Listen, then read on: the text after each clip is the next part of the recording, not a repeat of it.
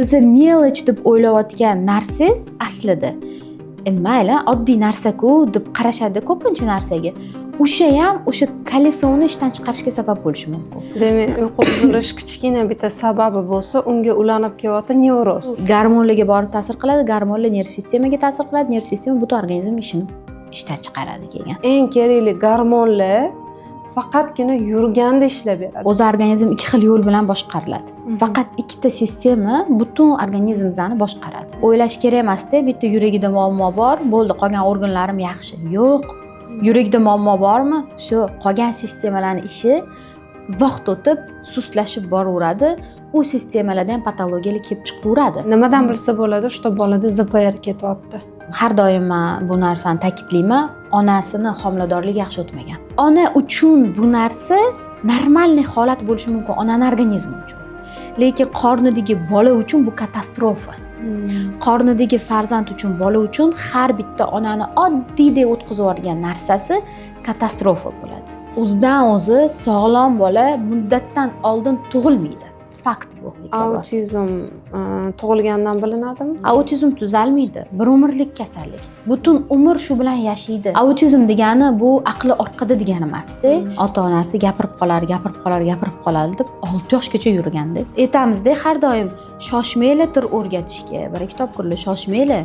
O'zini tilida mukammal gapirmagan bola boshqa tillarni o'rgana olmaydi hech qachon. Onasini kelib turib, meni oldimda uradigan bolalarni ham ko'rganman. 3 yosh, 4 yosh, 5 yosh bolalarda onasining jahli chiqib urib ketadi. Uskay isterika qilsa ham, 1 yoshmi, 2 yoshmi yerga yotib olsa ham ahamiyat bermaymiz yani. Psixologiyada ham shunaqa narsa bor. Ikkita xonadan keyin bitta yo'q borligini bola bilishi kerak.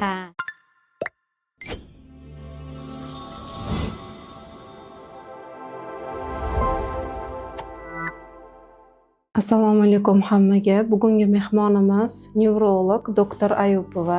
Assalomu alaykum hammaga. Men Ayupova Maftuna Abduqahharni bolalar nevrologiman. Hozirda Bolalar milliy tibbiyot markazida ishlab kelyapman. Assalomu alaykum Maftuna, yaxshimisiz? Ko'rganimdan xursandman sizni. Sizga hozirgi kunda savolim eng oddiysidan savol boshlaylik. Uyqu buzilishi nimadan hozir ko'p bolalarda? Bu eng hozir globalniy muammo, chunki bizani ko'p vaqtimizni shu sochsetlar, axborot anaqalari olib qo'yapti-da, kattalardan boshlash kerak-da o'zi aslida. Kattalarni hozir uyqusi buzilganda uyda, bitta oilada kattalarga qarab turib, bolalarniki ham, farzandlari ham uyqu buzilishi bo'lib ketyapti-da. Eng katta muammo o'zi shu. Aslida kattalarga borib taqaladi, ota-onaga borib taqaladi. Undan keyingi muammolar o'sha bolalarning o'zini defitsitlari, bolalarning o'zini qanaqadir nevrologik kasallari, boladagi o'zidagi yetishmovchiliklar, shu hammasi bolaning o'zini individual organizmdan kelib chiqqan holatda uyqu buzilish sabablari. Demak, uyqu buzilishi kichkina bitta sababi bo'lsa, unga ulanib kelyapti nevroz. Ha, обязательно. Uyqu buzilgandan keyin avtomatik nevroz shakllanishi boshlaydi. Hozirgi bolalar ko'p основной mana uyqu buzilgan deb keladigan, shikoyat bilan keladigan bolalarning ko'pida nevroz bor. Nimaga? Chunki uyqu bu bizani asosiy hayot tarzimizda. Uyqu va ovqat. Uxlamasa yashamaymiz, ovqatlanmasa yashamaymiz. Bu ikkita eng muhim narsamiz. Shularsiz hayot yo'q. Tiri mavjudot uchun hammasi uchun uyqu va ovqat bo'ladi. Xuddi shunaqa uyqu yo'qolib qolsa, rejim buzilsa, butun organizm rejimi buziladi. Ovqatlanish tartibi buziladigan bo'lsa, u ham butun organizm rejimi buziladi. To есть hammasi bir-biriga chambarchas bog'liq bo'ladi. Endi uyqusi buzilgan bolalar ham xuddi shunaqa. Gormonlari buziladi birinchi o'rinda. Uyqu buzilgandan keyin, chunki uyquni fazalarini hammasini gormonlar ta'minlaydi. O'zi organizm ikki xil yo'l bilan boshqariladi. Faqat ikkita sistema butun organizmni boshqaradi. Bu birinchi sistema nerv sistemasi, ya'ni o'sha nerv sistemasiga kiradigan hamma sistema. Endokrin sistema, ya'ni neyrogumoral boshqarilish deyiladi-da. Gumoral bu gormonlar. Endokrinniy sistemaga hamma gormonlar kirib ketadi. Va bu ikkita sistema bir-biri bilan bog'liq ishlaydi. Bular как бы ikkita glavvrachlar deydi-ku.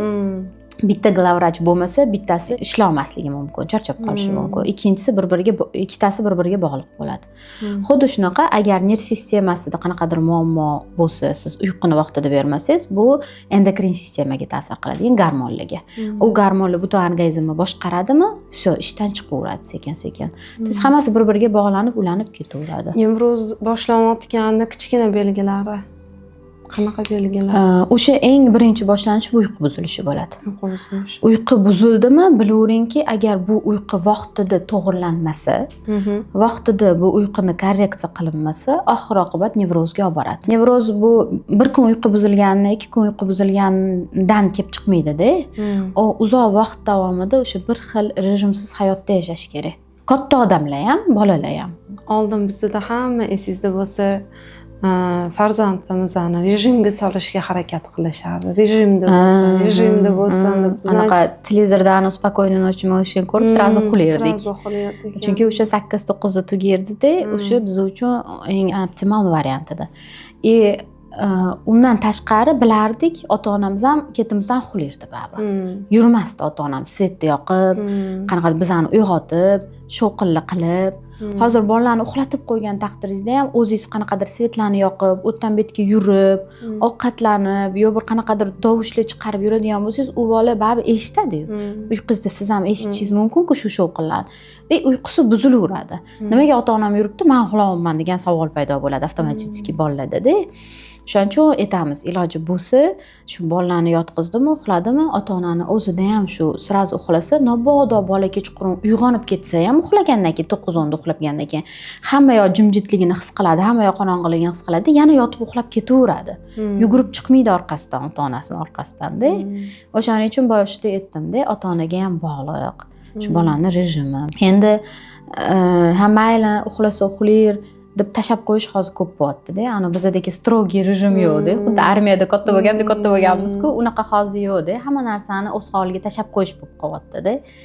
Katta bo'lib qolar, hech nima qilmas deb o'ylashyapti-da. O'sha hech nima qilmaslar hammasi yig'ilib, bitta keyin hech nima qiladiganga aylanadi-da. Keyin katta takoy globalniy muammoga aylanadi. Kunduzi qancha uxlasa ham kechqurungi uyquni o'rnini bosib beradi.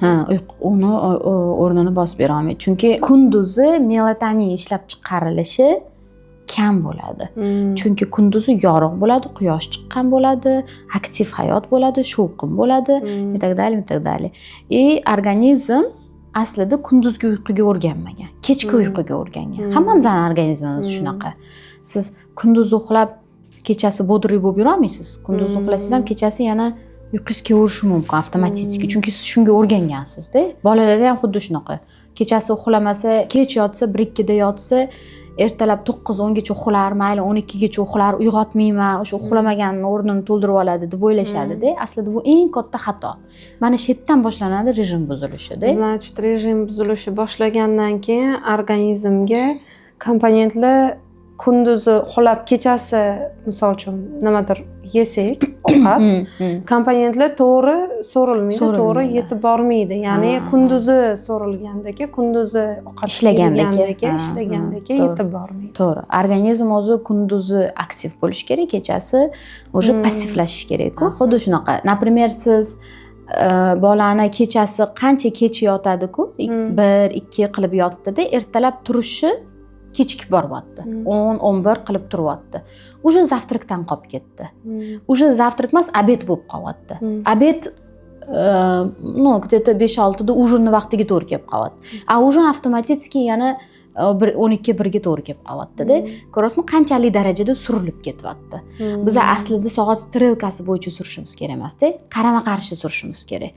То есть rejimni to'g'irlamoqchi bo'lganlar ham qanaqa qilib to'g'irlaydi deb savol berishadi-da, bolam rejimini uxlamaydi kechasi. Eng ko'p beriladigan shikoyat, savol shu, kechasi bolam uxlamaydi. Yotqizib qo'ysam ham uyquga yotmaydi, ag'darilaveradi, uyg'onib ketaveradi, yig'layveradi. Mana shunaqa savollar ko'p bo'ladi-da. O'shanaqa ota-onalarga men aytaman, har doim turadigan vaqtidan boshlash kerak. Turadigan vaqtidan kesib borish kerak. Nechida yotsa ham, 1da yotadimi, 2da yotadimi, ertalab bir xil vaqtda turish kerak. 7mi soat? 7da turish kerak. Bo'ldi. Bolam voy 1da yotdi-ku, 7gacha 5 soat uxlagan bo'lib qoladi, charchab qoladi-ku deb o'ylashadi, cho'zurishadi. Shunaqasi hech qanaqasi to'g'rilasha olmaydi. Ну nичего страшного. Soat 1da yotsa ham 7da turib 5 soat uxlasa ham bir kun shunaqa bo'ladi, 2 kun shunaqa bo'ladi. Ozgina yig'laydi, asabiy bo'ladi, ishtahasi bo'lmaydi, ovqat yegisi kelmaydi. Lekin o'sha 3-4 kunda sразу o'sha bu rejimga o'rganadi. Avtomatik ertalab 7da turgan bola kuni bo'yi charchaydi-da, o'sha 1gacha keyin yetib bora olmaydi. Amamitdagi soat strelkasi keyin bu yoqqa surilib o'sha 9-10 gacha boradi. Siz bu yoqdan surgan saringiz bu yoqdan yetarilib boraveradi. Bu shunaqa zakon, shunaqa priroda. Bizanikilar mamidan boshlaydi kechqurungi uyquni. 9dan uxlatishni boshlashadi. Vaholanki o'zi 10da turgan bola. Obedda yana 4-5 da uxlagan bola. 5-6 gacha uxlagan, например. 6dan soat 9 gacha net soat? 3 soat. U 3 soat ichida ma'muncha uxlagan energiyasini sarflamagan bo'ladi. Yotmaydi, bu tabiiy holat bola 9da. Siz ham yotmasdingiz o'zi. Agar 5-6 gacha uxlab olsangiz, voy bodri bo'lib turdim, energiyamni endi ishlatishim kerak deysiz. 9da uyqingiz kelmaydi umuman. Bolada ham xuddi shunaqa. O'shaning uchun mana shu ertalabdan surishni boshlash kerak. Ertalab vaholi bir xil vaqtda turg'izsangiz, shu soatligicha qolsa, avtomatik bu o'zi o'rniga kelaveradi. Kechqurun yotishi muammo bo'lmaydi. O'zi hozirgi bolalarda aktivnostdan pastda, mana biz ko'chada o'ynardik, yugurardik, o'yinlar o'ynardik, daraxtlarga chiqardik, qo'rqmasdan hozir o'ynardik. Yurg'izishmaydi. Normal, обычный nima? Men eng ko'p ko'raman, прогулка yo'q hozir hech kimda. Toza havoda sayr yo'q, to'ppa-to'g'ri. Chunki men eshitishim bo'yicha eng kerakli gormonlar faqatgina yurganda ishlab beradi. U gormonlarni dorilar bilan ham, boshqa narsa bilan yeb ichish bilan ham ishlatib bo'lmaydi. Shunaqa gormonlar bor, u faqatgina yurganda ishlaydi. To'g'ri, O'sha boya gapimda yana mana gormon deyshadi, gormon deyurishadi-da, gormonlar aslida nima kerakligini bilishmaydi ko'pchilik. Mana shuning uchun kerak. Gormonlar aslida bu bizani o'sha boshliqlarimiz. Boshqaradi organizmni. Har bitta gormonni o'zini sistema, to есть vazifasi bor. Har bitta gormonga qaysidir organ biriktirilgan bo'ladi. O'sha organlarni boshqaruv shu gormon uchun bo'ladi. U nerv sistema bilan birgalikda ishlaydi. O'shaning uchun gormon buzilsa u bo'ladi, gormon buzilsa bu bo'ladi, gormon deyurishadi. Aslida bu ikkita sistema eng muhim sistema hisoblanadi. O'shaning uchun mana siz aytayotganingiz yurishlar, aktiv harakatlar, uyquni vaqtida bo'lishi, pitaniya, o'sha hammasi shu gormonlarga borib ta'sir qiladi, gormonlar nerv sistemaga ta'sir qiladi, nerv sistema butun organizm ishini ishdan chiqaradi keyin. To есть hammasi bog'liq bo'ladi. Sizni mелочь deb o'ylayotgan narsangiz aslida mayli oddiy narsa-ku deb qarashadi ko'pincha narsaga. O'sha ham o'sha kolesoni ishdan chiqarishga sabab bo'lishi mumkin. O'sha sistemani ishdan chiqarishga sabab bo'lishi mumkin. O'sha me'yordan ortig'i hammasi. Shuning uchun har doim aytamiz me'yor bo'lsa shu sistema, organizm единый sistema, bitta to'liq sistema yaxshi ishlaydi. Qaysidir organni ishdan chiqardingizmi? Bitta ishdan chiqqan organ hamma organlarga ta'sir qiladi. O'ylash kerak emas-da, bitta yuragida muammo bor, bo'ldi, qolgan organlarim yaxshi. Yo'q. Yuragida muammo bormi? Shu, qolgan sistemalarning ishi vaqt o'tib sustlashib boraveradi. U sistemalarda ham patologiyalar kelib chiqaveradi. Prosta eng katta savol vaqtda, qachondir bo'ladi. Vay, anu sabab deb o'ylashadi-yu, lekin izначально sababi o'sha paytdagi yurak patologiyasi bilan bo'lib chiqishi mumkin yoki jigar patologiyasi bilan bo'lib chiqishi mumkin. Siz bilan viloyatlarga chiqqanimizda patsientlaringizni ko'p ko'rdim. Bitta tashxislar bo'yicha gaplashamiz. Hozir so'rayman. Birinchi o'rinda ZPR. Shu haqida gapirib bersangiz. Juda katta muammo bo'lyapti hozir. Global muammo desa ham bo'ladi. U muammoni biza nevrologlar, vrachlar, pedagoglar qancha gapirganimiz bilan ham psixologlar bu muammo yechilmayapti. Menimcha ko'pchilik toki o'sha farzandi shu situatsiyaga tushmagungacha tushunmayapti. Ko'pchilik meni farzandimda uchramagan demak hammada ham uchramaydi deb o'ylaydi-da. O'shalar boshqalarni fikrini aynitadi. Mana mani bolam mana bunaqa bo'ldi-yu, mana bunaqa qilib yuribdi-ku, hech nima qilmadi. Gapiraveradi ularning. Gapiraveradi vrachlar, gapiraveradi pedagoglar degan narsa o'zbeklarni orasida juda keng tarqalganda. Yana eng katta muammo o'zbeklar aynan shu mutaxassislarning gapiga ishonishmaydi-da, aynan shu yonidagi qo'shnisi, qarindoshi, umuman mutaxassis bo'lmagan odamlarning gapiga ishonishadi-da. Keyin zadержкаlar kelib chiqqandan keyin mutaxassisga yugurishadi. Uni sabablari, keyin nimadan bilsa bo'ladi, shu bolada ZPR ketyapti. Har doim men bu narsani ta'kidlayman, onasini homiladorligi yaxshi o'tmagan. Har doim shunga bog'liqman. Nimaga? Chunki даже 3 yoshiga kelib turib o'sha zadержка bilan qanaqadir muammo bilan yoki aqliy yoki nutqiy orqada qolish bo'lyaptimi, 3 yoshli bola bo'lsa ham, baribir o'sha homiladorlikka borib taqaladi o'sha bola. Rosa endi namoyon bo'lyapti o'sha homiladorligidagi muammolar. Chunki endi yetib keldi bu jarayonga. O'shaning uchun homiladorligidagi har bitta o'sha aytganimdek mелочь ota-ona, ayniqsa ona hech nima qilmaydi deb o'ylagan narsalari aslida keyinchalik u 3 yoshga borib, 4 yoshga borib yoki maktabda yoki kelajagida qanaqadir muammo bo'lishi haqida o'ylab ham ko'rmaydi. Ili bilmaydi. Bu любой payt berishi mumkin. Любой yoshini ahamiyati yo'q. Homiladorligingiz yaxshi o'tmadi, faqat tug'ilganda namoyon bo'ladi degan narsa yo'q. Umri davomida bu narsa ta'sir ko'rsatishi mumkin. Ozgina bo'lsa ham o'zgarishlar bo'lsa-da. Tushunishim bo'yicha stress bu narsani chiqarib beradi. Hayoti davomidagi qanaqadir bir triggerlar, o'sha paytdagi muammolar, yashirin yotgan muammolarni chiqarib beraveradi yuzaga. Keyin ko'rishni boshlashadi-ku. O'shaning uchun homiladorlik hamma unutadi. Aslida o'zi o'sha yerdan boshlangan bo'ladi muammo. To есть onani qornida boshlangan bo'ladi. Endi ko'pchilik homiladorligi men har doim aytaman, siz oddiy anemiyam bor ekan, gemoglobinim 80 ekan, 90 ekan, yuribman-ku, yaxshi deydi. Bu katta muammo. Ozgina toksikoz bo'ldim, nechun strashno o'tib ketdi. Ozgina gripp bo'ldim. Burnim sal bitdi-da, temperaturam 30 ga yetib chiqdi-da, o'tib ketdi. Lekin tuzalib ketdim 2-3 kunda. Ona uchun bu narsa normalniy holat bo'lishi mumkin, onaning organizmi uchun. Lekin qornidagi bola uchun bu katastrofa. Qornidagi farzand uchun, bola uchun har bitta onani oddiydek o'tkazib yuborgan narsasi katastrofa bo'ladi. Har bitta organi uchun. O'sha narsani tushunish kerak-da. Menda anemiya bor edi. Homiladorligingiz yaxshi o'tganmi desam, ha, yaxshi o'tgan deyshadi. Toksikoz bo'lmadingizmi? Bo'ldim. Stress bo'lmadimi? Bo'ldi. Gripp bo'lmadingizmi? Bo'ldim. Qoningiz necha edi? Ozgina shu 90, 100 yoki 80 mana shunaqa yurardim.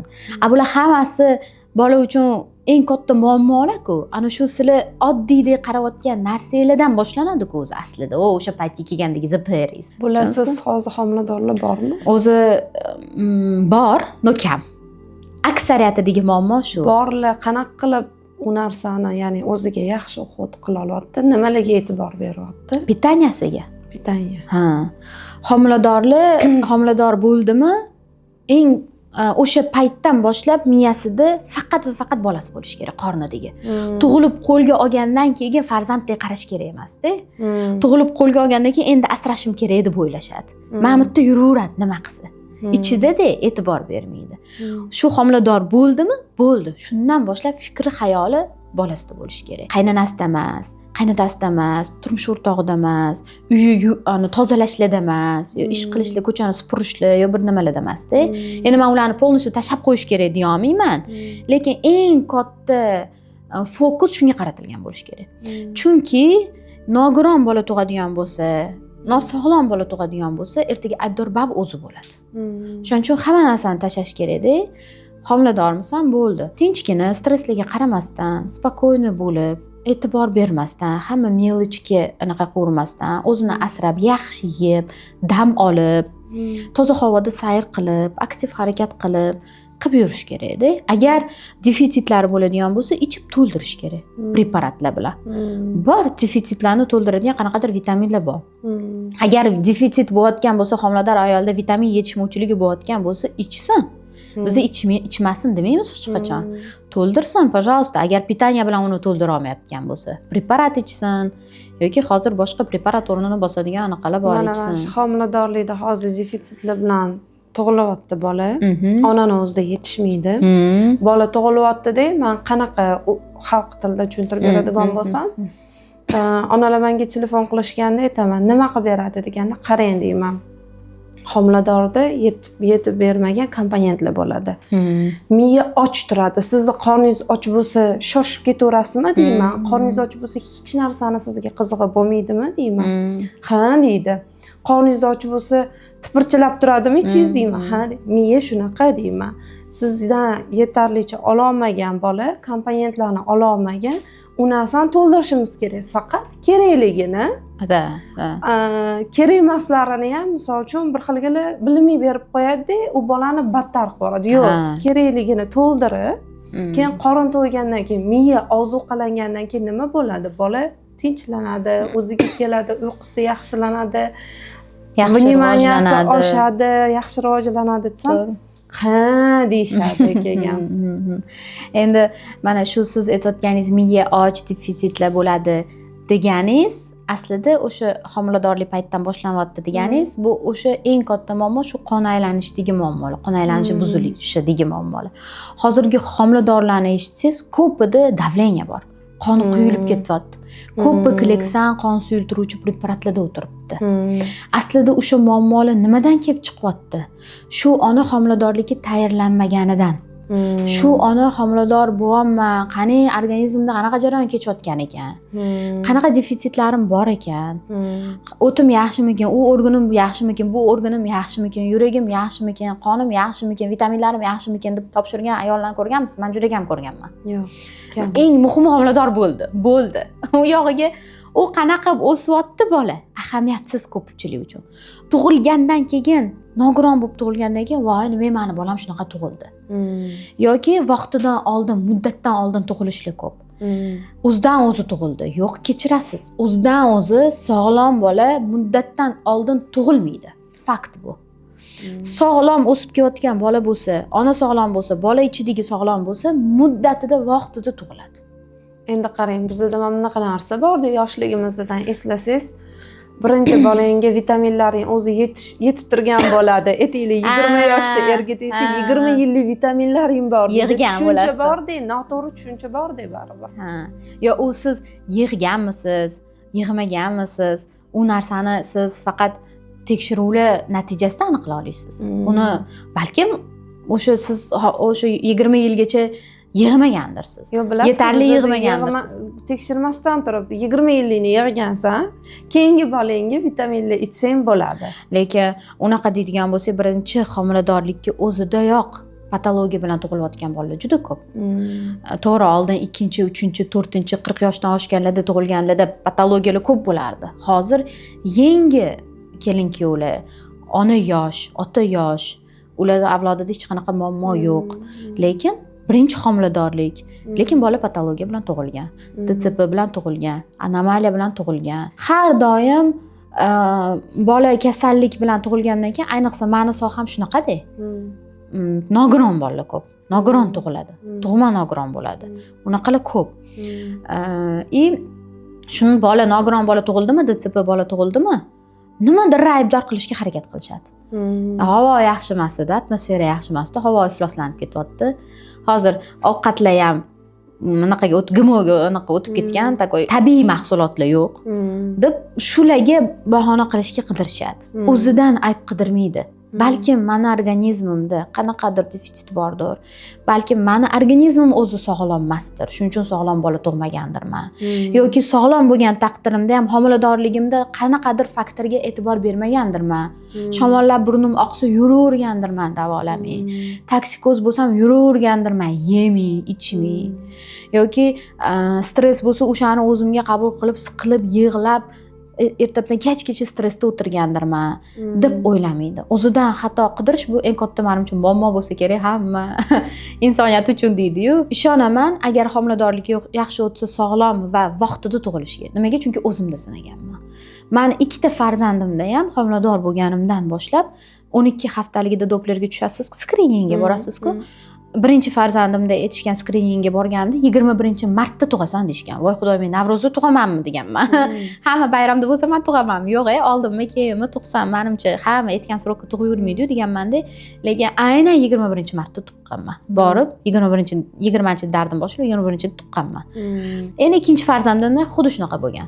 Borganman, birinchi skriningga 12 haftalikda aytganda 22-iyunga tug'asan degan. Endi bu ikkinchisi endi aytgan srokda tug'masam kerak, vohliroq tug'adi-yu, hamma rovna 40 haftada tug'maydi-yu deganman yana. Rovna 22-iyunda borib tuqqanman.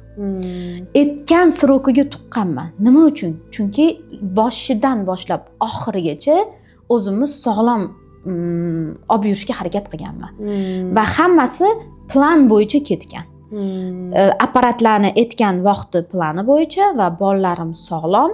Alhamdulillah va vaqtida tuqqanman. Tug'ganimdan keyin shu 3-4 kunda roddomdan chiqib ketganman. To'g'ri ozgina muammolar bo'lgan. U tug'ilgandan keyingi to'g'irlash imkoni bo'lgan muammolar-da. Prosta homiladorligidagi patologiyalarni tug'ilgandan keyin to'g'irlash juda qiyin. Chunki u tug'ma patologiyalar. Tushunsizmi? Lekin tug'ilgandan keyin tug'ruq paytida qanaqadir muammolar bo'ladigan bo'lsa, uni ozgina to'g'irlash mumkin, iloji bordir balki. O'shaning uchun aytaman-da, "Voy, homilador bo'ldinglarmi, baraka topkur, o'zinglarni asranglar, hech nimaga qaramanglar." deb aytaman. O'shaning uchun imkoni bor. Rovna 40 haftada ikkita farzandimni ham tuqqanman. O'zi adabiyot bo'yicha shunaqa bo'lish kerak-da. Kitobni ochsangiz shunaqa o'zi tug'ilish kerak bola. Adabiyot bo'yicha 40 haftada xuddi shunaqa bo'lib tuqqanman-da.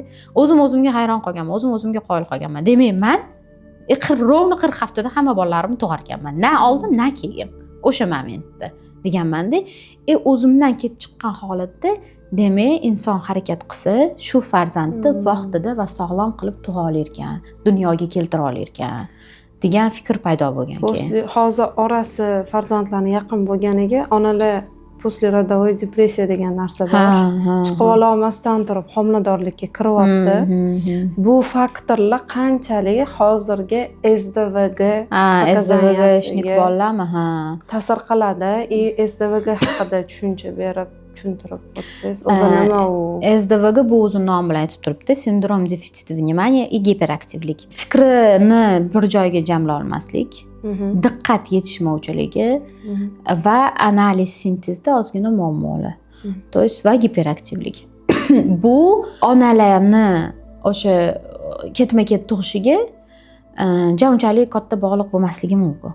Agar o'zi ona sog'lom bo'ladigan bo'lsa, sog'lom bolalarni dunyoga keltirayotgan bo'lsa, nechta tug'sa tug'ursin. 2ta tug'adim, 3ta tug'adim, 4ta tug'adim, 5ta tug'adim.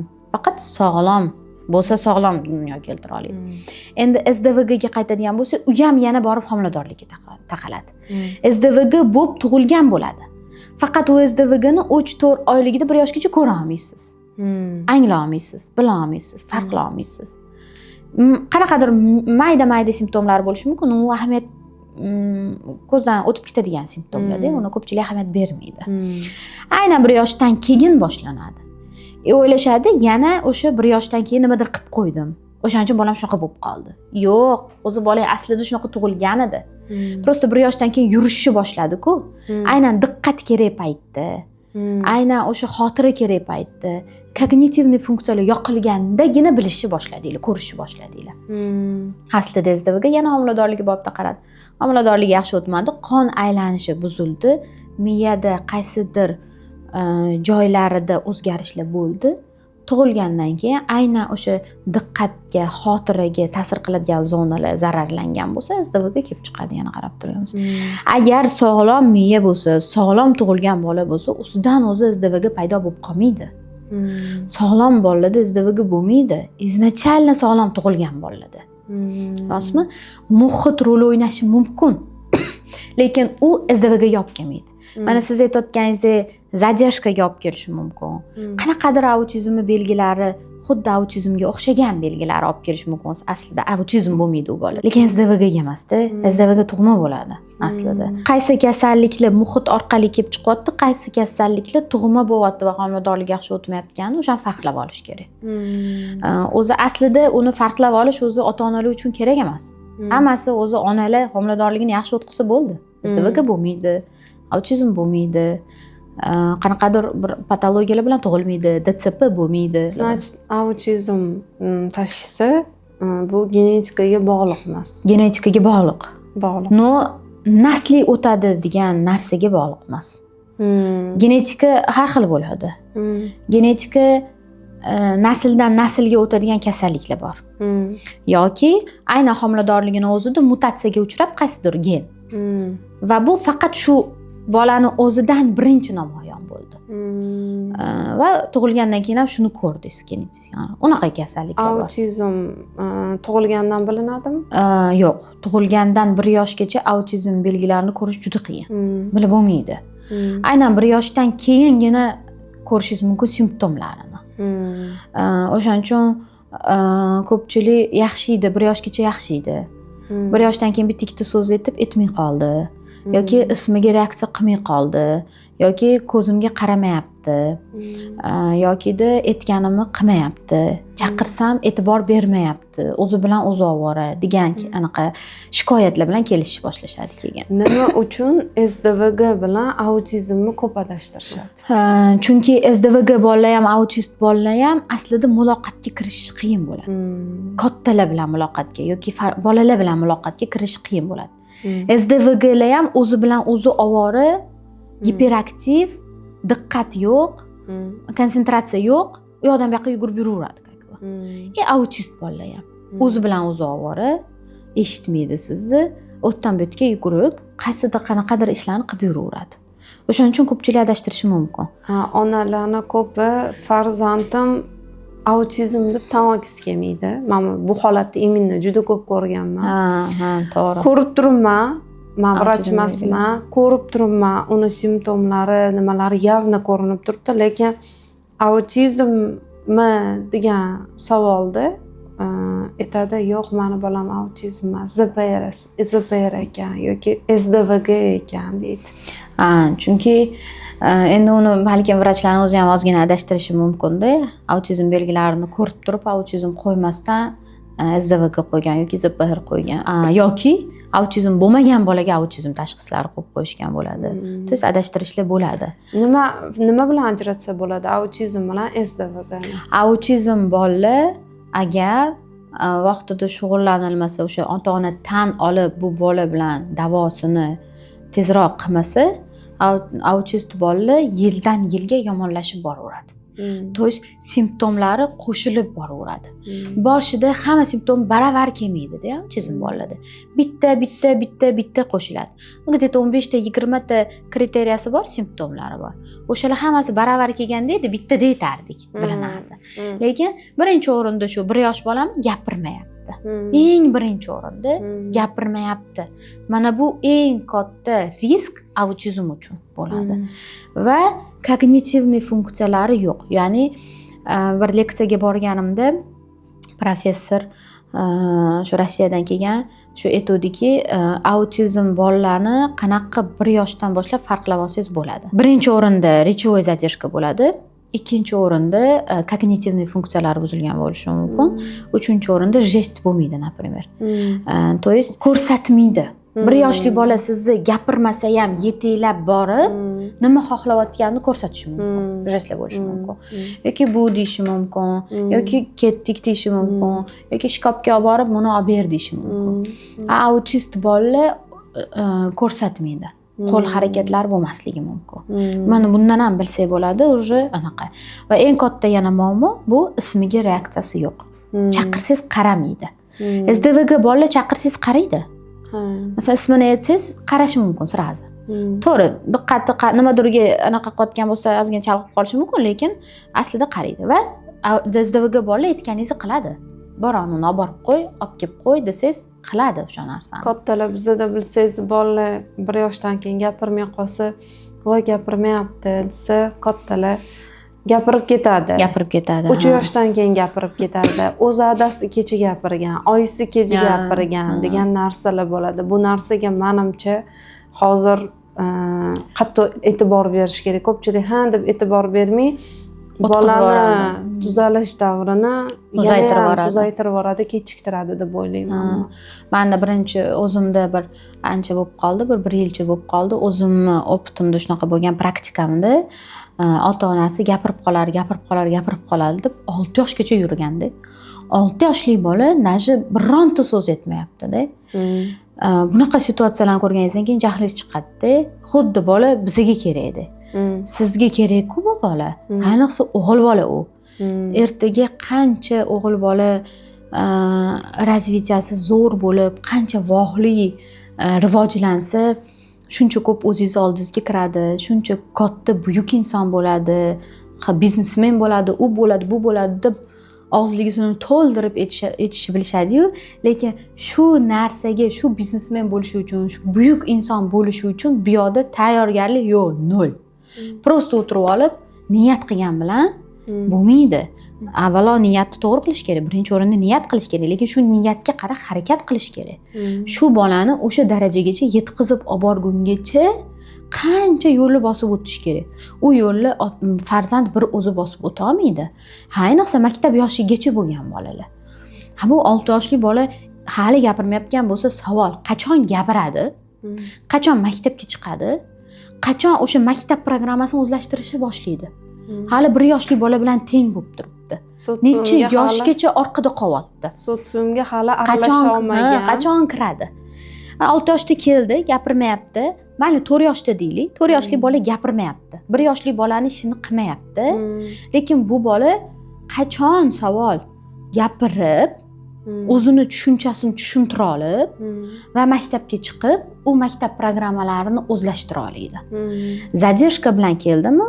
U bolani maksimum ishlab shug'ullanib, maktabgacha agar yetkazib olib bora olmasangiz, maktabga tayyorlab olmasangiz, maktab boshlangandan keyin o'zingiz ko'rib turibsizlar, juda qiyin bo'ladi u yog'iga.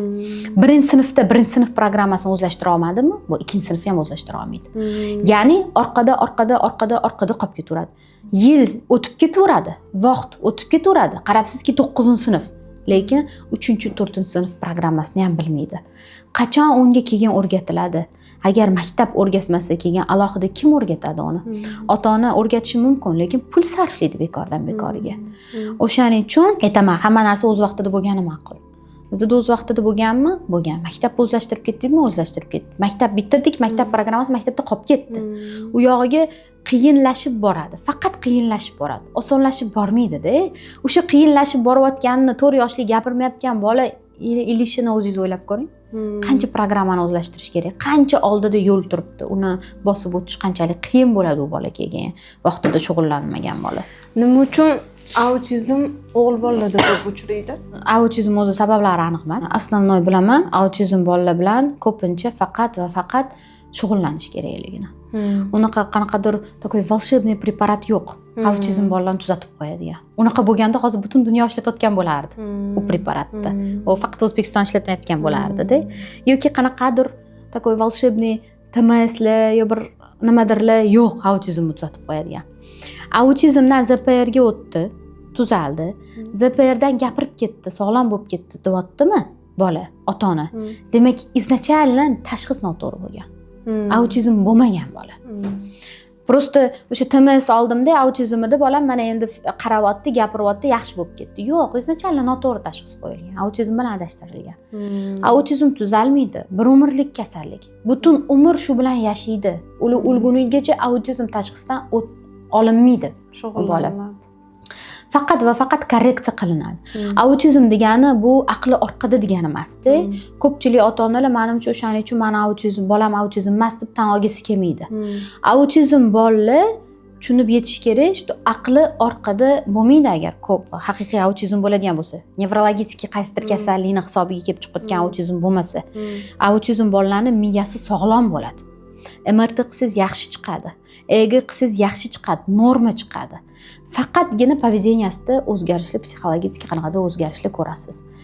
U bolaga bemalol qaysidir hunarni, qaysidir kasbni o'rgata olasiz.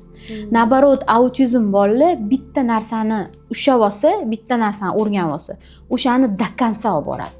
Energiyasi u narsaga tugamaydi. energiyasi juda ko'p bo'ladi.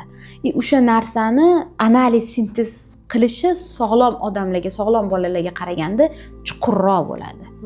O'shaning uchun autizm bolalarni sizni bolangizga shu tashxis qo'yildimi, MRTda miyasi sog'lom chiqdimi, EEGda sog'lom chiqdimi, norma chiqdimi, demak bu bolani любой bitta kasbga, biznesmen bo'lsa biznesmen, matematika bo'lsa matematika, fizika bo'lsa fizika, o'sha narsani ushlab olish kerak-da, o'zi xohlayotgan narsani.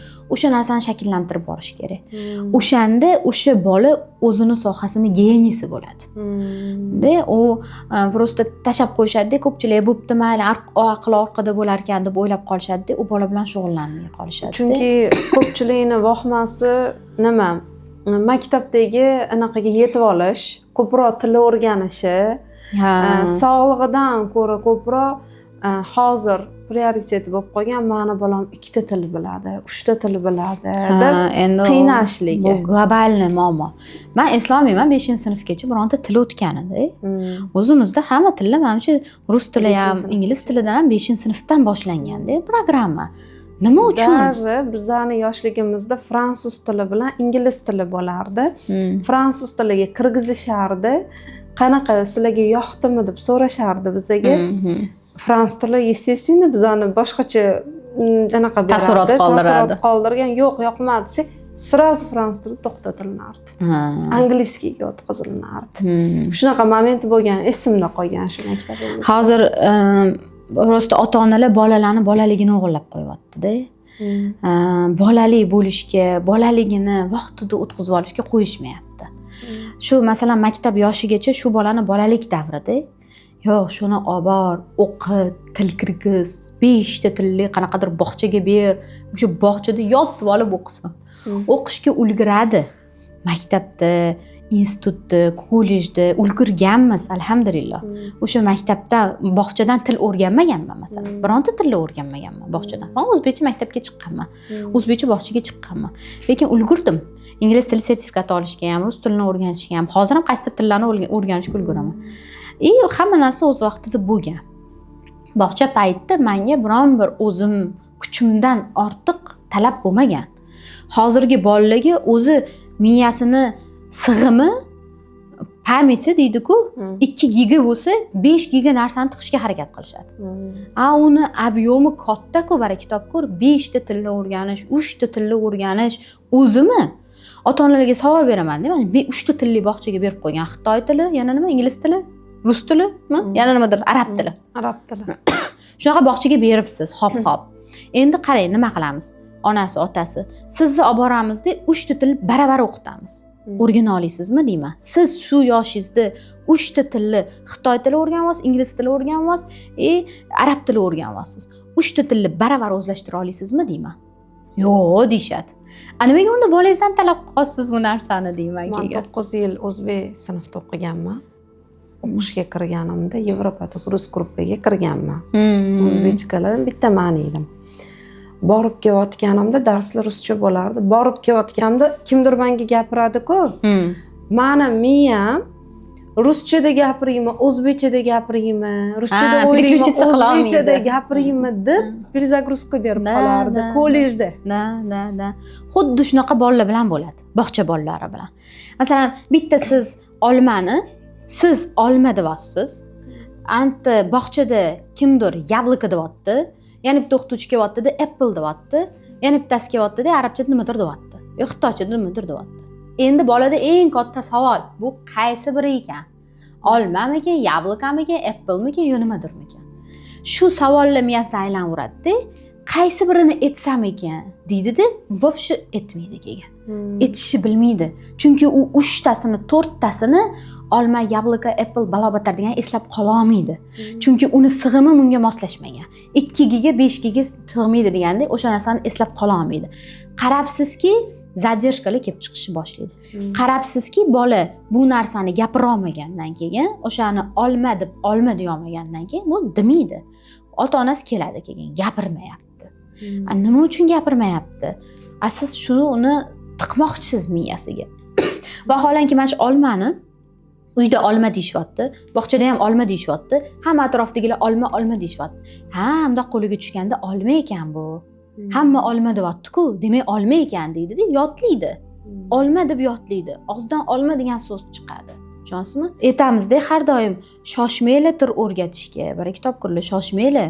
O'zini tilida mukammal gapirmagan bola boshqa tillarni o'rgana olmaydi hech qachon. Yana ota-onalarda bitta tushuncha bor, mani bolam ingliz tilida gapiradi, mani bolam ingliz tilini biladi. 2 yoshli 3 yoshli bolani olib kelishadi-da. Aytaman keyin sizni bolangiz ingliz tilini bilmaydi. Sizni bolangiz to'ppa yodlayapti. Ko'rgan narsasini sizga aytib beryapti. Olmani apple deyapti. Nimaga? Chunki telefondan ko'ryapti, televizordan ko'ryapti. Agar televizor olib qo'yganingizda edi, shuni appleligini bilmasdi. Chunki unga til o'rgatilmayapti-ku. U to'ppa yodlash boshqa narsa. O'zbek tilida gapiradimi desam, yo'q, gapirmaydi. Shu gapirmayapti-da, lekin ingliz tilida gapiryapti deb kelishadi. Voy, bir kitob qurdi, u ingliz tilida gapirmayapti, u ingliz tilida yodlayapti. U bola aqlli bola degani emas, nabarot, u bola orqada qolyapti degani. Chunki o'zini tilida mukammal gapirmayapti. Qachon bola o'zini tilida mukammal gapirishni o'rgansagina, siz ingliz tilini o'rgatganingizda o'rganyapti deya olishingiz mumkin. Ana o'shanda siz haq bo'lasiz. Bolam gapiryapti-ku, bo'pti ingliz bo'lar ekan-da. Qanaqa ingliz bo'ladi? O'zingiz o'zbeksiz. Qarindosh urug'ingiz o'zbek, buvisi dodasi o'zbek. Qanaqa u bola ingliz tilida gapiradi, ayting? Agar Amerikada yashab, Amerikada katta bo'layotgan bo'lsa, o'zbek bo'lsa, ingliz tilida gapirsa ishonaman. Chunki atrof muhiti ingliz tilida. U bolani tili ingliz tilida chiqishi bu tabiiy holat. Lekin O'zbekistonda bo'lib turib, atrofi hammasi o'zbek bo'lib turib, o'zbekcha gapirib turib, qanaqa bola ingliz tilida gapirishi mumkin, ayting? Qatdan o'rganadi. Faqat telefon, televizordan yodlaydi. Ertaga bu bola maktabga chiqqandan keyin o'sha yodlagan narsalari unutilib ketadi. Chunki ular yuzaki xotiralar. Chuqur xotira emas. Ong ostiga tushmayapti. Anaqa logika anaqa bilan o'ylamayapti. Mantiq bilan o'ylamayapti u bola. Mantiq bilan o'ylanmagan narsa unutilib ketadi hammasi. Ular hammasi yuzaki xotiralar. O'shaning uchun til o'rganmayaptimi, lekin o'zini tilda mukammal gapiryaptimi, u bola sog'lom bola va bu bolaga xohlaganishicha til o'rgatishingiz mumkin. Faqat o'zini vaqtida. Hozirgi bolalardan telefonni 100% olib qo'yish iloji yo'q уже. Hamma kirib bo'ldi. No, telefonni ko'rganni o'rniga nima bilan almashtirsa bo'ladi? Nima maslahat berasiz? Agar bog'cha yoshigacha bola bo'ladigan bo'lsa, bog'chaga berish imkoni yo'q.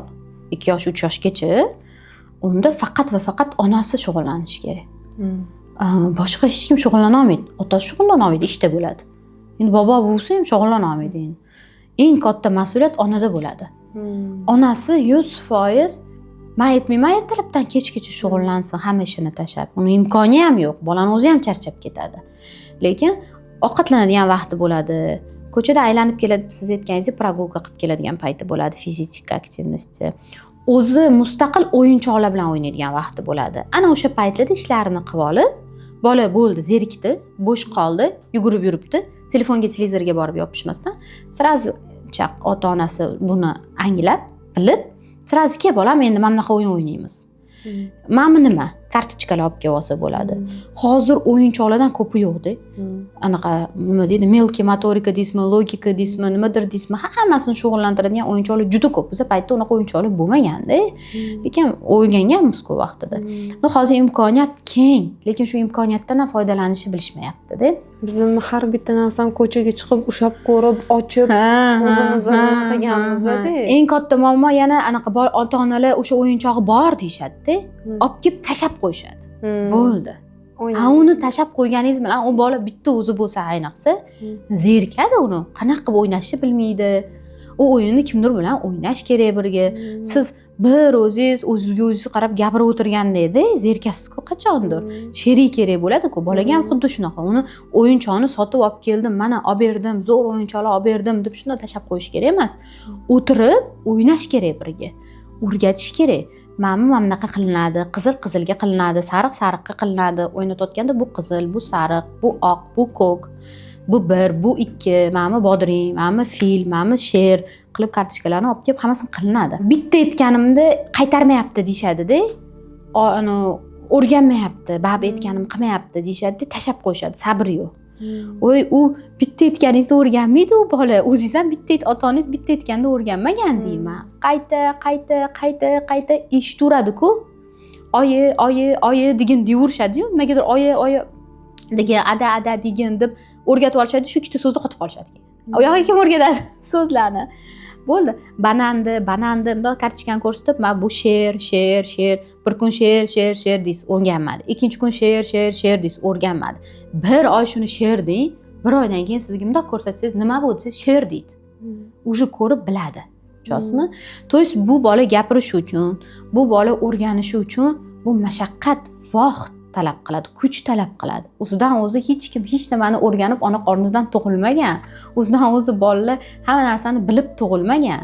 Bizda ham xuddi shunaqa o'rgatilgan har doim va o'rgatilishi kerak. Maktab yoshidagi bolalarga tilda miyada qiynaladi. Hunar qanaqadir o'zi qiziqqan narsasini qo'shib, o'sha narsani qilishiga qanaqa qaraysiz? Juda yaxshi qarayman. Erkak kishiga 40 hunar oz.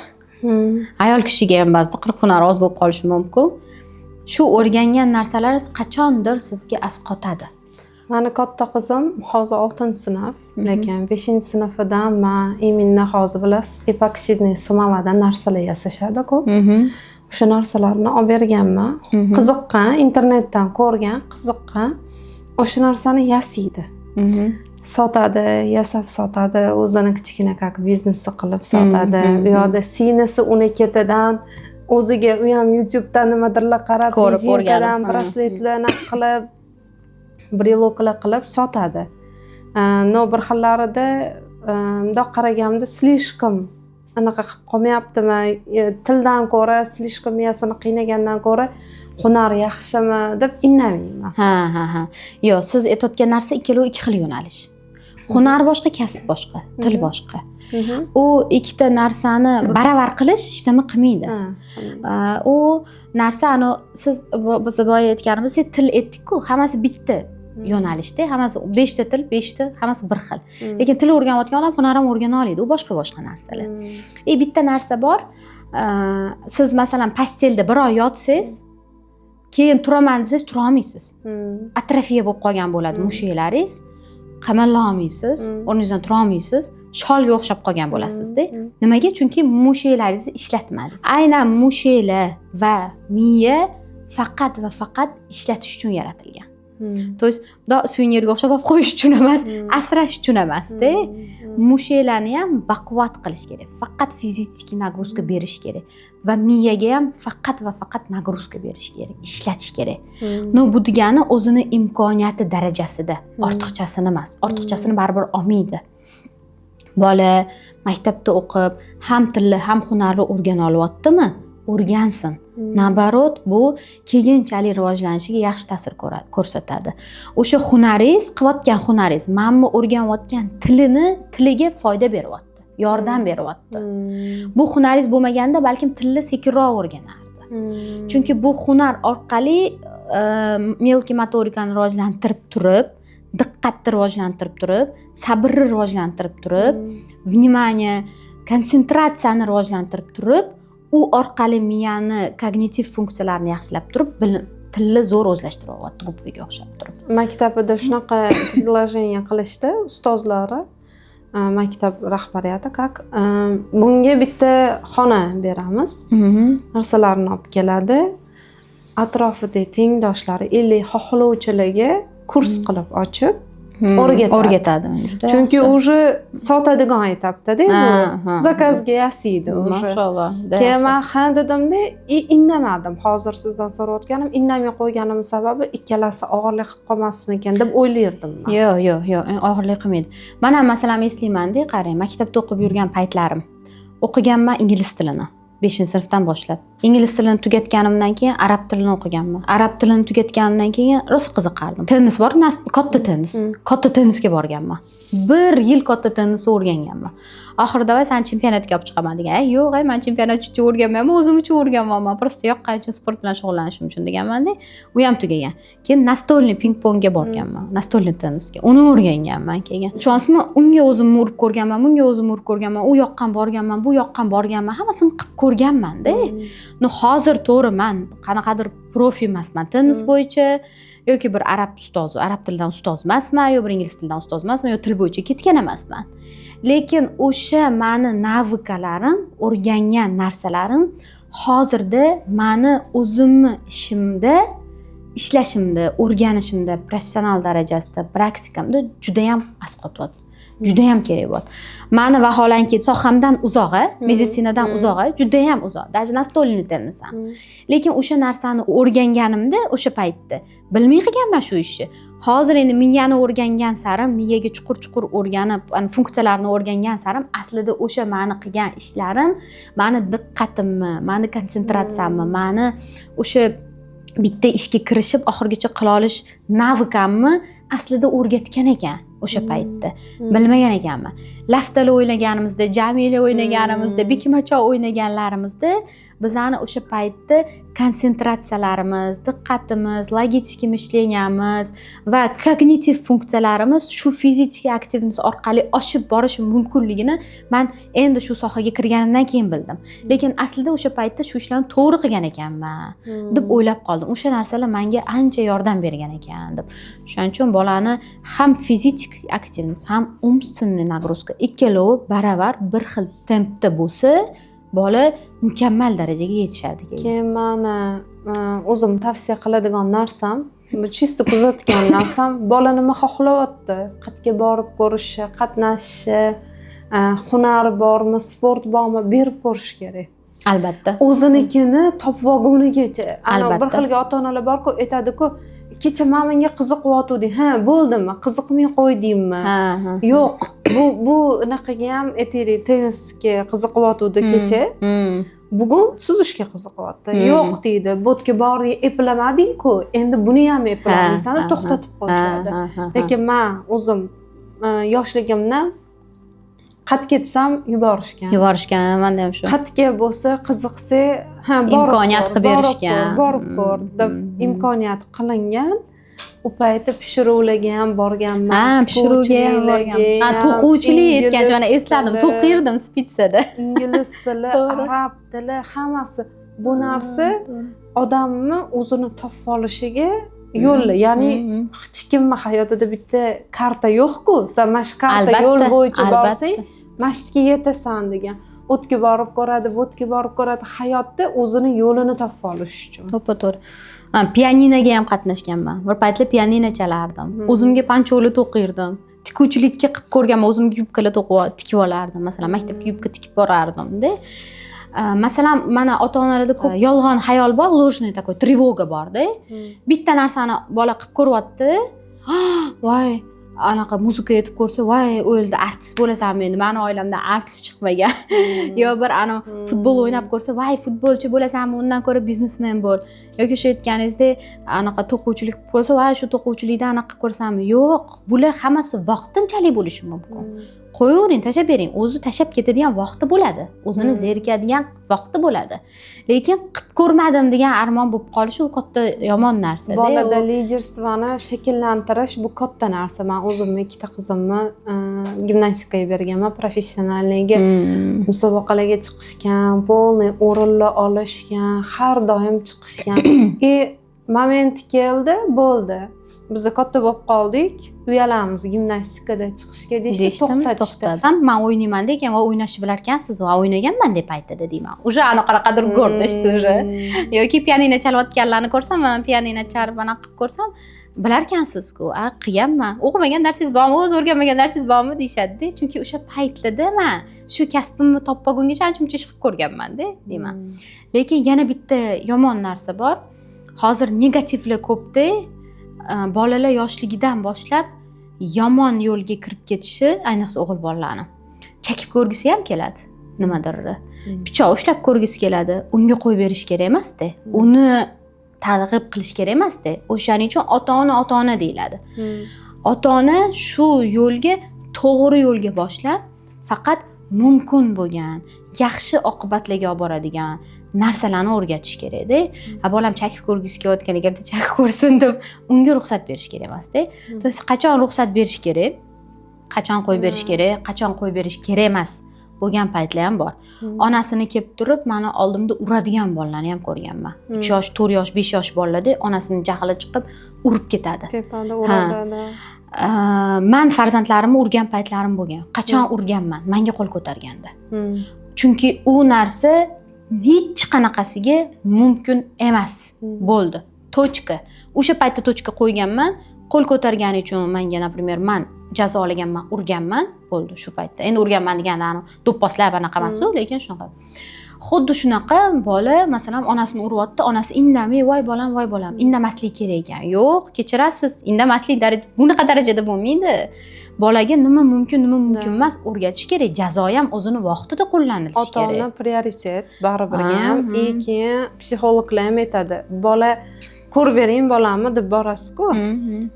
Men o'zimni qizlarimni psixolog bilan ishlashga olib borsam, bolani tarbiyasi zo'r. 12 yoshgacha bola ota-onani tarbiyasida bo'ladi. 12 yoshdan keyin sotsiumga mustaqil bo'lishi mumkin. O'sha o'tni atrofdan oladi.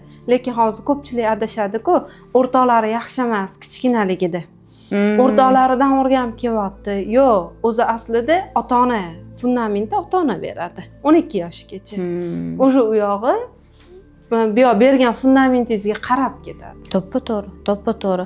Ota-onadan andoza oladi. Qush inida ko'radi degani shuni aytiladi. Siz aytganingizga anaqa shu ota-onalar bolalarni aytganini qilishga o'rganib qolganda, aytganini qilib katta qilish kerak ekan, shoh qilib katta qilish kerak ekan degan narsa hozir psixologlar kirgizib qo'yishganda, aytganini qilish kerak, lekin har doim emas, 100% degani emas. Qaysidir joylarda noto'g'ri qilayotgan ishlarida aytganini qilish kerak degan narsa yo'q. To есть ona joyidan turish kerak emas. Ota otaligi joyidan turish kerak emas. To есть qanaqadir ustupkaga ketish uchun o'zini joyini o'zgartirish kerak emas-da, onalik va otalik joyini. Tushunasizmi? Nabarot, bola shu onamni joyi shu, onamni o'rni shu degan narsani bilib katta bo'lish kerak-da. Ba'zida onalar voy endi shunaqa-da, endi nima qilay? Mana shunaqa urib tashlaydi-da, aytganimni qilmaydi-da, yerga yotib olib isterika qiladi-da, urishsam ham, ana qilsam ham aytganimni qilmaydi. Hozir 3 yoshli, 4 yoshli bola aytganini qilmayapti, ertaga keyin katta bo'lganda aytganini qiladimi? Keyin qanaqa qilib gapingizni o'tkazasiz buni podrostok bo'lganda? Qanaqa qilib o'zingizni hurmatingizni anaqa qildirasiz agar o'zingiz o'rningizni topa olmagan bo'lsangiz. Ona o'zini qayerda turishini, onaligini bilmaydi, his qilmaydi-da. O'tdan betga sakrab yuraveradi-da. Bola ham shuni ko'radi-da, onam o'zini o'rnida turmayapti-ku, onalik prioritetini qo'ymayapti-ku menga deydi. U ham onasi bilan xohlagan ishini qiladi. Otasi bilan ham xohlagan ishini qiladi. Psixologiyada ham shunaqa narsa bor. Ikkita xinadan keyin bitta yo'q borligini bola bilish kerak. Granitsani bilish kerak. Ikkita xin, bitta yo'q. O'rta ham emas. Bitta xin, bitta yo'q ham emas. Lekin ikkita xinadan keyin bitta yo'q bor. Faqat ha yoki faqat yo'q emas-da. Har doim me'yor bo'lish kerak-da. Hozir bizanikilar ikkiga ajralib qolishgan. Yoki faqat yo'q, yoki faqat ha. Ana faqat ha deb juda erkalatib, shunaqa qilib katta qilayotganlar ko'p-da. Va bu bola juda ham erkatoy, juda ham menga hamma narsa можно deb o'ylab katta bo'lyapti-da. Hayotda bunaqa insonlar menimcha qiynaladi. Chunki o'zimiz ko'rib turibmiz, hayotda hamma narsa ham bizni xohlagandek kechavermaydi-da. Va biz nima qilamiz? O'sha narsaga biz o'rgatilganmiz. Biz xohlagandek bo'lmadimi? Boshqacha bo'ldimi? O'sha narsaga o'zimizni xohishimizni uyg'otish va o'sha narsaga o'rganish, adaptatsiya bo'lish, o'sha situatsiyaga ko'nikib, o'sha situatsiyani o'zimizga полезный qilib chiqarib olish. Tushunasizmi? Hozirgi bolalar ber, faqat meniki bo'ldi. Stop shetda. O mumkin emas. Joylar onani urish mumkin emas. Isterika qilish mumkin emas. Yerga yotib olish mumkin emas. O'zinikini yig'lab o'tkazish mumkin emas degan narsalarni bilmaydi. Nima uchun bilmaydi? Chunki boshidan o'rgatilmagan. 3 yoshli, 4 yoshli bolani aytishadi, menga olib kelishadi-da, juda ham asabiy. Nima qilib asabiy bo'lyapti desam, aytganimni qilmaydi, narsa olib bermasam yerga yotib olib yig'laydi, boshini orqaga tashab yig'laydi, isterika qilib baqirib yig'laydi. Bitta yo'lni o'zini ko'tara olmaydi. Stress uchun. Siz o'zingiz aytib turibsiz-ku, aytganini qilmasam deb. Raz aytganini qilmasangiz, shunaqa isterika qilyapti, lekin boshqa payt spokойно yaxshi yuribdi. Bu bola asabiy degani emas. Men sizga уже qanaqa bu preparatlar bilan bu bolani to'g'rilab beraman. To'g'rilab bera olmayman, chunki siz 3 yoshgacha, 4 yoshgacha shu narsani o'rgatmadingiz. Faqat isterika qilsagina berishni o'rgatib qo'ydingiz. Puskay isterika qilsa ham 1 yoshmi 2 yoshmi yerga yotib olsa ham ahamiyat bermaymiz. Ani xitoyliklarning rosa videosi tarqab ketdi. Yomg'irlarda yerga yotib olib yig'layotgan bola tegmaydi. Indamay qarab, ota-onasi pinagina buzmay anaqa qilib turibdi. 1 marta qiladi, 2 marta qiladi-da. Ya qaraydi, buni o'tmadi-ku, bu teatrim, ssenam o'tmadi. Demak, o'tmas ekan. Keyingi safar oyi buni olib bering, yegim kelyapti. Yoki ada buni olib bering, o'ynagim kelyapti desa, spokойный so'rasa, ota-onasi razi olib bersa, ha, isterika qilsam emas, yaxshi chiroyli so'rasam ota-onam olib berar ekan degan narsa miyasiga singib boradi. Bizanikilar sirazi isterika qilib, onali va otali joyini, taxtini tashab, sirazi bola tomonga o'tib olishadi-ku. Noto'g'ri. Ona har doim ona, bola onani aytganini qilish kerak. Bola otani aytganini qilish kerak. Ota bitta gapirdimi, otani so'zi qonun bo'lish kerak. Ayniqsa bizda ayollar ana farzand tug'amizda farzandimiz juda shirin bo'ladi, otasi ursa anaqa qilib ketamiz. Urishmay, urmay, gapirmay aralashib qo'yamiz-da. O'zi bilmagan holatda otani prioritetini, otani statusini tushirayotgan bo'ladi, otani aytganini qilmay katta bo'ladigan bola bo'ladi. Ertaga sizni aytganingizni qilmasa mayli. Ba'zida meni farzandlarim, qizlarim aytganimni qilmay qolishi mumkin-da. Bo'ladi unaqa situatsiyalar. Lekin otasi bitta gapirsa, ammasi o'chadi, stalba bo'lib taxlanib olishadi, hop bo'ladi deydi. Tik hamma ishini o'zi bilgan qilib ketadi-da. Nima uchun? Chunki men otasi ushgan paytda, baqirgan paytda, so'kkan paytda tishimga qo'yib chidab, shu otasini anaqasi tushib qolmasin deb, o'zimni zo'rg'a ushlab turib bo'lsa ham, ushib olgungacha kutardim. Aralashmasdim. Otasi ushsa hech qachon menga qaramaydi qizlarim. Bilasizmi? Chunki men aralashmasligimni bilaman. Indamay o'tiraman-da. Biladi-da ular o'zi. Oxirgacha adasini urishganini eshitishadi. Hech qayerga bora olmaydi. Na buvisi dodasini oldiga bora oladi, na meni oldimga bora oladi, jalba qilib. Chunki otam gapirdi, bo'ldi, qonun. Shu narsani o'rgatish kerak. Endi onalar mehribon bo'ladi. Onalar ozgina mehribonroq bo'lib, nimadirga ruxsat berib qo'yishi mumkin. Men masalan shunaqaman-da. Ozgina mehribonlik qilib, nimadirga ruxsat berib qo'ysa, boshimga chiqib qolishadi. Mumkin ekan, hamma narsa mumkin ekan degan narsa bo'lib qoladi-da. Adasini sira ishga solaman. Ona uchun yaxshi-ku, otasini gapi qonun bo'lsa, men uchun men shundan удовольствие olaman. Va yaxshi ham otasini gapi qonuni, siz gapirsangiz jim bo'ladi, o'chadi deb turaman keyin-da. O'shaning uchun bilish kerak, qachon mumkin, qachon ha, qachon yo'q, qachon otani o'rni qayerda o'zgarmagan holatda, onani o'rni qayerda o'zgarmagan holatda. Lekin bola katta bo'lgan sari o'z o'rnini ancha-muncha o'zgartiradi. U o'rindan bu o'ringa, bu o'rindan bu o'ringa, bu situatsiyadan o'sha situatsiyaga o'tib yuraveradi, oxiri o'zini topadi, o'zligini anglaydi. Lekin ungacha ota-ona agar bitta joyda turadigan bo'lsa, o'shanda o'rtadagi hurmat, anaqa взаимное отношение to'xtamaydi, tugamaydi. Nimadirga erishish uchun nimadir qilish kerakligi, ya'ni, например, bola ko'chaga chiqmoqchi. Men shunaqa qilaman, ichidan ko'chaga chiqmoqchi, ishini qiladi, birinchi, men aytgan ishlarni qiladi, darsini qiladi, ili qiladigan ishini qiladi, keyin chiqadi. Bu ham yaxshi taktika. Yoki qilib bo'lgandan keyin o'ynab keldingmi endi ish ham. Endi buni hammani o'zini oilaviy sharoitdan kelib chiqqan holatda hamma har xil tarbiyalaydi. Lekin aynan menga kelayotgan bolalarni ko'pi asabiy deb kelayotgan bolalarni aslida negizida mana shu narsa yotgan bo'ladi. Onasi o'zini hayotida o'zini anglamagan, o'zini yo'lini topolmagan, o'zini boshqara olmaydigan, o'zi emotsiyasini o'zi tushunmaydigan bo'ladi-da. Va bola ham xuddi shu onadan andoza olib, ayniqsa o'g'il bolalar ham, qiz bolalar ham birinchi o'rinda onaga bab qarab turadi. Yosh, maktab yoshigacha bo'lgan bolalar. Onasi o'zi anaqa behalovat, asabiy, baqirib, tutab ketadigan, emotsiyasini boshqara olmaydigan bo'lsa, qanaqa bola ana spokойно, такой уравновешенный bola bo'lishi mumkin. Unaqa bo'lmaydi-da. Qanaqa qilib tarbiya qilasan, nimaga e'tibor berasan? Men sразу aytaman. Yo'q, bolani tarbiya qila olmaysan. Sen qanaqasan? Ertaga katta bo'lib baribir o'sha narsani qiladi. Bo'ldi, sen o'zing qilayotgan narsani kontrol qil. Analizdan o'tqiz. Misol uchun kiyinishda ham ertaga, ko'chada yurishda ham, xarakterda ham, odamlar bilan muloqotda ham qaysidir yoshgacha bola o'zinikini qilar, bolaligini, lekin kun keladi baribir sizga o'xshaydi deyman. Ha, Bu psixologiya, bu bor narsa. Shunaqa, to'ppa-to'g'ri shunaqa. Katta bo'lgan sari o'g'il bola bo'lsa otaga, qiz bola bo'lsa onaga o'xshab ketaveradi yoki teskarisi bo'lishi. Spokойный odamni bolasi ko'chadan bizzelnik bo'lib yurgani yoki bizzelnikka bolasi spokойный bo'lib, baribir qachondir bu otaga, onaga tortadi. Tortadi, ha, xuddi shunaqa. O'shaning uchun asabiy, bolam asabiy aytganimni qilmayapti deydigan ota-onalar har doim oynaga qarash kerak. Men asabiy emasmikinman? Bitta narsani kuzatganman-da. Spokойный onadan ota ham unchalik ahamiyati yo'q, bilasizmi? Spokойный onani bolalar spokойный bo'ladi. Isterichniy xarakterdagi onalarni farzandi isterichniy bo'ladi. Emotsiyasini boshqara oladigan onalarni farzandi qanaqadir jahli chiqishi mumkin, lekin o'zini tez tutib oladigan bo'ladi. Mudrosti bo'ladi. Chunki onadan ko'pincha aniq qiladi-da.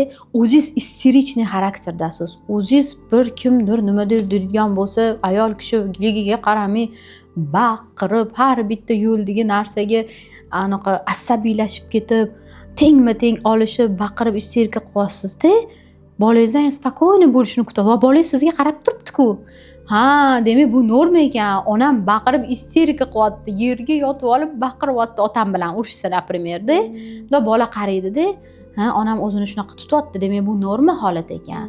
Bolada, ayniqsa shu 1 yoshdan boshlab maktab yoshigacha, 6 yoshgacha bo'lgan bolada menmi yomon, menmi yaxshi degan filtr bo'lmaydi. Hammasini bir xil oladi miyasi. Siz yomon so'z aytsangiz ham uning uchun yaxshi deb tuyulishi mumkin. So'ksangiz ham voy yaxshi shirin gap ekan deydi, o'sha qaytarib yuraveradi. Yoki ursangiz ham urish mumkin ekan deb bo'ladi. Yoki o'zingizni anaqa neadekvatni tutsangiz, ha, onam shunaqa qilyapti, otam shunaqa qilyapti-ku, bu normalniy holat ekan deb o'ylaydi. O'sha narsani o'ziga qabul qilaveradi, ajrata olmaydi va sizga o'zingizga qaytaradi o'sha qilig'ingizni qachondir. O'sha qilgan ishingizni keyin eslaysiz. Erim bilan urushuvdim, narsalarni otuvdim. Mana bolam narsa otishni o'rganyapti. Qatdan narsa otishni o'rganadi bola agar sizni ko'rmagan bo'lsa. Siz respublika bo'yicha patsientlarni ko'rasiz. Viloyatlarga ham chiqqaningizda patsientlar ko'rganingizda ko'rganman, bolasi sog'lom, kichkina narsa bilan olib kelyapti. Onasiga siz o'zingizni bitta lecheniya qildiring. Sizdaga bolada emas, bola hammasi yaxshi, bola bolaligini yashayapti degansiz. Shunaqa ba'zida gapiraman, shunaqa majbur bo'laman. Ozgina qattimroq gapirishga. Qattimroq gapirgan patsientlarim bo'lsa, xafa bo'lmanglar. Men prosta aynan bolaga qarab turib bola yaxshi bo'lsin deyman-da. Ota-onani-ku hayoti, men aralashmayman ularning hayotiga. Lekin ularning hayoti bolaga ta'sir qilayotganini tushuntirishni xohlayman-da. Shuning uchun ba'zida ota-onani o'ziga ham gapiraman-da. Bu bola uni qilib ko'ryapti, buni ochib ko'ryapti, to'kyapti, sindirib ko'ryapti, mana nima ekan deb qiziqib ko'ryapti. Bu normalniy holat. Bola shunaqa bo'lish kerak. Lekin anitda depressiyadagi ona, neadekvatniy ona, nevroz ona, psixoz ona bu narsani ko'tara olmayapti. Bolaga baqirib qo'yapti. Bu sizning aybingiz, bolani emas. Bola normalniy, spokойный bola. Lekin siz psixozsiz. Psixozingiz ta'sir qiladi. Tushunasizmi? Shu orqali bolani urib qo'yishadi. Urib, baqiraverib, mumkin emas deyverib. Psixoz ona, nevroz ona o'zini nevrozini, psixozini, aurasini bolaga kirgizyapti-da. U bolani nevrologga borib tinchlantiradigan davo bilan, nafen bilan, nimadir bilan, fenibut bilan davolab yurishibdi, lekin ta'sir qilmayapti. Nima uchun ta'sir qilmayapti? Negiziga kiring, shu narsani tushuning. Chunki o'zingizda psixoz, o'zingizda depressiya, o'zingiz bolani urib yotibsiz, o'zingiz asabiy bo'lib yotibsiz. Shuning uchun bolangiz asabiy bo'lyapti. Sizda xuddi отражение, oynada o'z aksingizni ko'rsatyapti bu bola. 6 yoshgacha maktabgacha bo'lgan bolalar onani aksini ko'rsatadi. Neadekvatnosti ko'ryapti, yo'qsa ana isterichniy bolalarni ko'raman-ku, ko'chada o'zi prosta yurganimda ham yerga yotib, qilib yig'lab, yerga yotib olib isterika qilgan bolalarni ko'rsam, bundoq qarayman-da. Anaqa onasida ham ozgina shu xarakter bormikin deb hayolimdan o'tadi-da. Qattandir ko'rib o'rgangan-ku bu deyman-da. Yoki boshqa bolalardan ham ko'rib o'rganishi mumkin, to'g'ri u bolalar. Lekin boshqa boladan tashqaridan ko'rib o'rganib kelgani, uyga ichiga kirgandan keyin, совсем boshqa muhit bo'lgandan keyin bizani uyga u narsa to'g'ri kelmas ekan. Mani onamga, mani otamga bu darsi to'g'ri kelmas ekan, mani ota-onam unaqa qilmayapti-ku deb o'zi bilvaveradi keyin. Rahmat Maftuna, katta chiroyli suhbat bo'ldi degan umiddaman. Foydamiz ko'pchiligiga foydamiz tegib, informatsiya chuqur olishdi degan umiddaman. Xudo xolisa keyingi yana podkastlarimizda savollar kelsa ko'rish nasib qilsin. Albatta, kimda qanaqa savollar bo'ladigan bo'lsa, bemalol murojaat qilishsa bo'ladi. Aynan qaysidir bitta tema bo'ladigan bo'lsa, o'sha temani olib chiqishimiz ham mumkin. Biz endi hozir bitta umumiy gaplashdik. Inshaalloh manfaatli bo'ladi deb o'ylayman hammaga. Kasalliklar ko'p, hammasini uni hozir biz gapirib suhbatlasha olmaymiz, lekin birma-bir hammasini olib chiqishimiz mumkin inshaalloh. Rahmat katta kelganingizga. Sog' bo'ling, salomat salomat bo'ling.